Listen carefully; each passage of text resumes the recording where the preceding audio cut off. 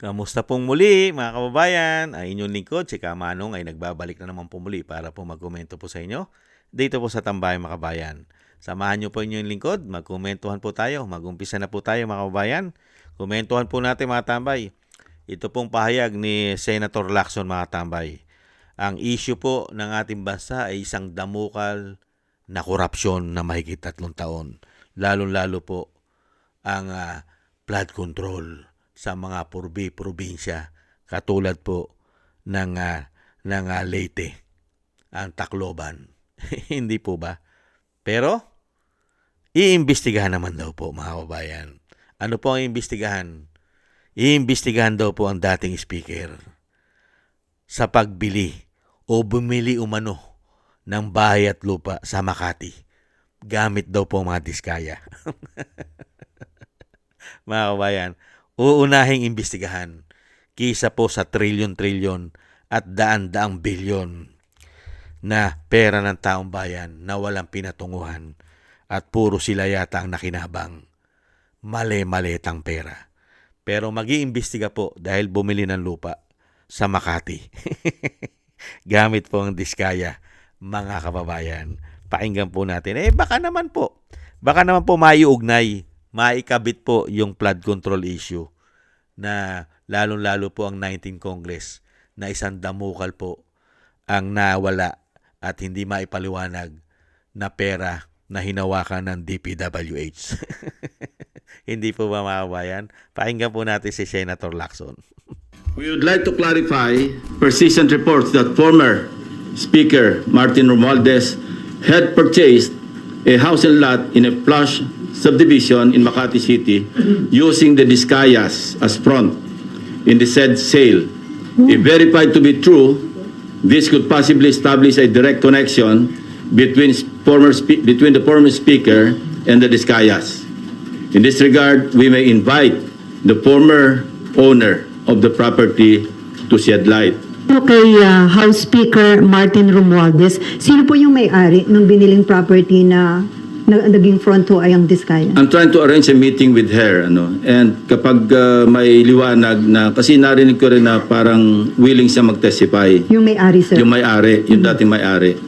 Para talagang, at least, pwede nating paghanapan o magsimula ng investigasyon tungkol sa direct connection o direct link between the Discayas and the former Speaker. Pero mag-attend na ho this coming Monday yung may-ari ng property? Sinasabi ko, nag-arrange ako ng meeting sa kanya at kung sasang-ayon siya na mag-attend, papadala namin siya ng invitation. Sino po yung source ng information na... Marami.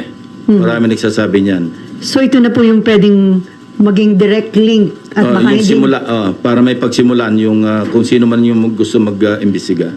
Against former Speaker Romualdez? Not necessarily against, but to shed light.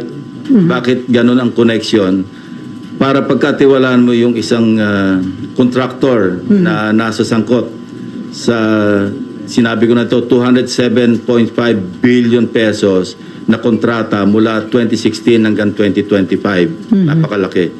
So kung merong koneksyon, dapat na maliwanagan natin kung bakit ganong kalakas ang tiwala para pagkatiwala mo yung pagbili ng isang house and lot sa isang subdivision, sikat na subdivision sa Makati City. At magkano po yung amount ng... Name your price yung usapan. Gusto natin maliwanagan kung magkano talaga nagkabentahan. Pero hindi po invited si former Speaker Romualdez? As I said, pagdating sa counterpart namin sa House, mayroong parliamentary courtesy na umiiral. Pwede lang namin silang imbitahan, hindi pwedeng pilitin, through the House Speaker. Yan po mga tambay, hindi pwedeng kumbidahin yan mga bayan. At yan po, para daw po mapag-umpisahan na investigasyon. Bakit daw po napakalakas ng Diskaya, mga bayan, at napagkakatiwalaan daw po ng napakalaking proyekto, programa, mula raw po noong 2016. Sana mula noong 2016, tiningnan nyo rin po kung maraming ghost project at puro ghost project po ang ginawa po ni dating Pangulong Duterte. Hindi po ba? Kung wala pong nakita ang taong bayan na mga proyekto Hindi ba? Kaya nga po isang damo ka lang build eh. Hindi po ba? Ngayon, nakakita po ba tayo ng build better more? Ang lagi pong ino-open at ipinagmamalaki ngayon ng Pangulo ay puro po naumpisahan pa ng build. Hindi po ba? Di ba? Pati nga yung proyekto sa Davao inumpisahan pa at funding pa ng China o China. 'Di ba? Inangkin pa nga Di ba? Ganon din po yung nasa Cagayan. Di ba? Parte ng build. Kaya yung sinasabi po ni Senator Lacson, kung ikakabit mo mula pa noong 2016, grabe na po ang sinasabing nakakakuha ng malaking proyekto ang mga contractors. Una-una, trabaho nila yon. Kaya nga sila nangungontrata dahil trabaho nila. Contractor sila Di ba? Ang tanong po dyan, yung 2016 na sinasabi po ni Senator Lacson dyan, yung 2016, ibalik tanaw natin, wala po bang nakita ang mga Pilipino at puro ghost project po ba ang ginawa ni dating Pangulong Duterte nung siya'y Pangulo? Wala po bang napala ang Pilipino na mga proyekto? Senator Lacson, senador na rin po kayo nun. Hindi po ba senador din kayo nun? Hindi po ba? Ganun po katindi. At ngayon, hindi po ba napakabagal ng investigasyon nyo sa flood control? Mga kabayan, hindi po ba? Kung ang Vice President po ang tatanungin natin, napakabilis lang daw po imbestigahan yan. Within 24 hours, mapapangalanan na lahat ng humawak at nakinabang sa pondo ng taong bayan, lalo-lalo po sa 19 Congress. Napakabilis daw po, sabi ng Vice President, kung siya ang Pangulo. Dahil gagamitin niya ang kanyang intelligent confidential fund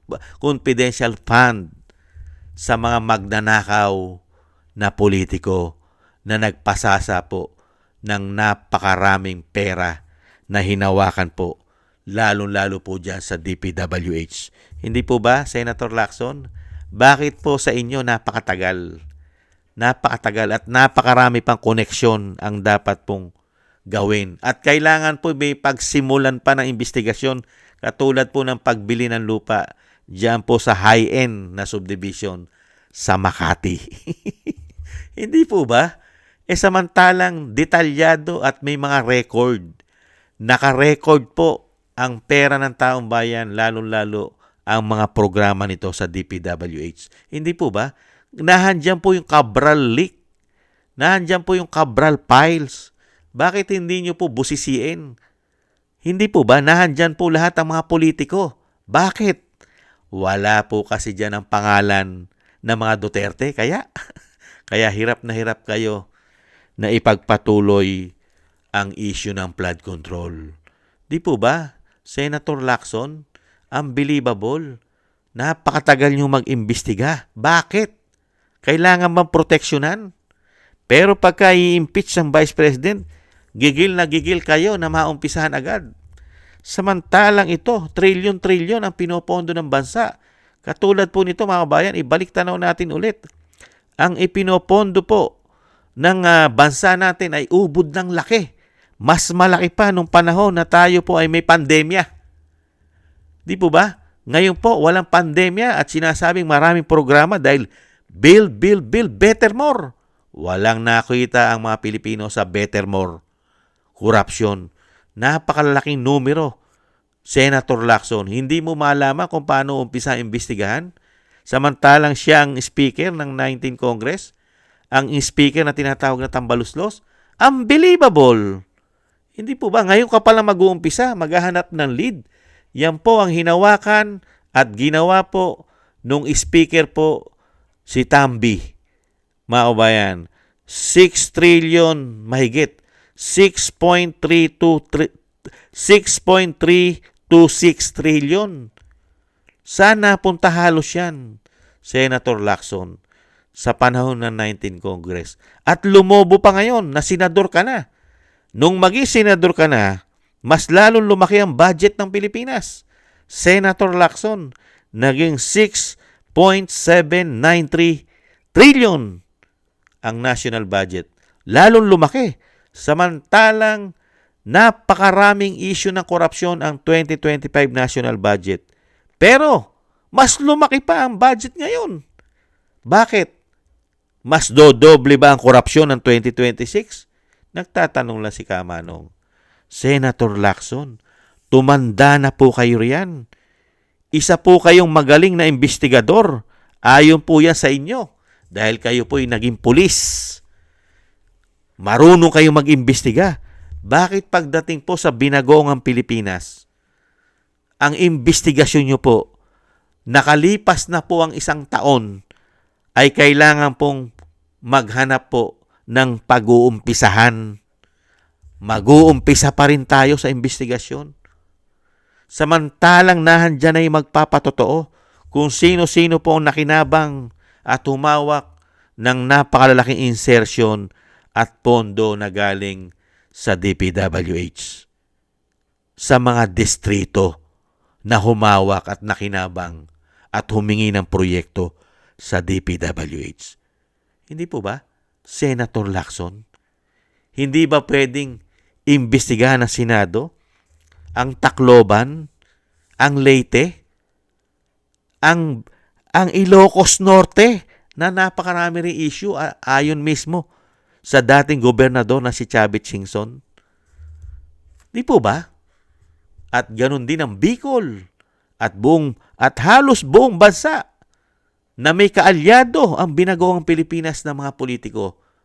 Napakadali pong imbestigahan. Ganun din po ang mga senador na nakakuha po ng mga proyekto at insertion. Hindi po ba, Senator Lacson?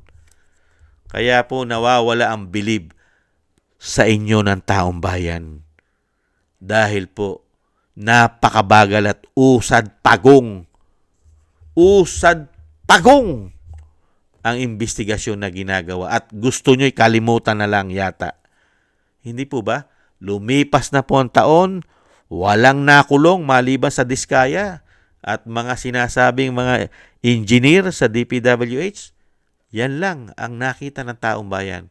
Pero ang trilyon-trilyon na pinondo ng taong bayan na halos politiko ang nakinabang umano at mga kaalyado nito ay protektado pa yata ng Senado umano at ng mga congressman dahil majority po yata sa inyong lahat ay involved yata dyan sa maanumalya na korupsyon. At syempre hindi rin po namin makakalimutan na kayo rin po, Senator Lacson, ay meron din pong kumalat na mga larawan. Nakangiti pa kayo't masaya. Nakasama nyo ang Diskaya. Hindi po ba't pinasinungalingan nyo rin yun? Senator Lacson, nasaan na po ang investigasyon ng Senate Blue Ribbon Committee sa maanumalya na flood control? Nasaan na po?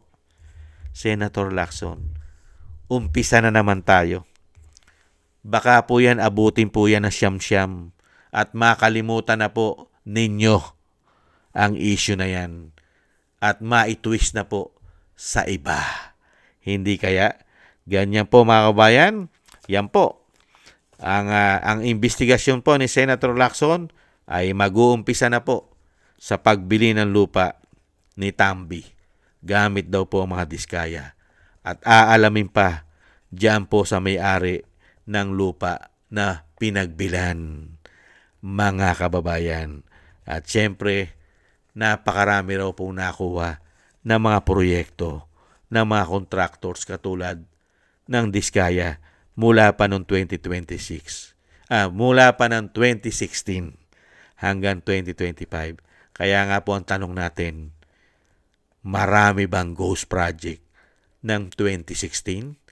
Ikumpara mo ngayon sa 2022, magmula na sila'y umupo, 2023, 2024, 2025, at ngayon 2026, na isang damukal ang pondo na ginagawa nila. Senator Lacson, matanda ka na po at malapit na rin po tayo sa hukay. Sobra-sobra na po ang pakinabang kayamanan yata ninyo. Kailan pa kaya kayo gagawa ng tama para sa taong bayan umano? Para naman may ligasiya kayong iwanan sa Pilipino umano. Senator Lacson. Maraming salamat po sa gusto po ng ating Tambayang Makabayan sa YouTube at TikTok. At ganun din po sa ating mga subscribers. Thank you po at sa mga nagbibigay po ng tulong at biyaya. Maraming salamat po sa inyo, mga kabayan. At thank you rin po sa mga nagko-comment, like, share, and subscribe. Mabuhay po kayo. At sa mga biyaya po, shoutout po sa inyo po kay Balance Vision TV, Tatay Nick ng Canada, Gay at Siena, si Annie Jo, ako si Pilam, si Jake Yahut ng Maisog, California, USA, Gina Ray Solidides ng Berlin, Germany, si Eric Hershio ng Canada. Thank you po sa inyo, mga kabayan. Ingat-ingat po kayo, lalo-lalo po sa inyo pumapagawa. Maraming salamat po, mga kabayan. Taste lang po. God bless po sa inyo, mga kabayan. Ingat-ingat po tayo. Bye-bye.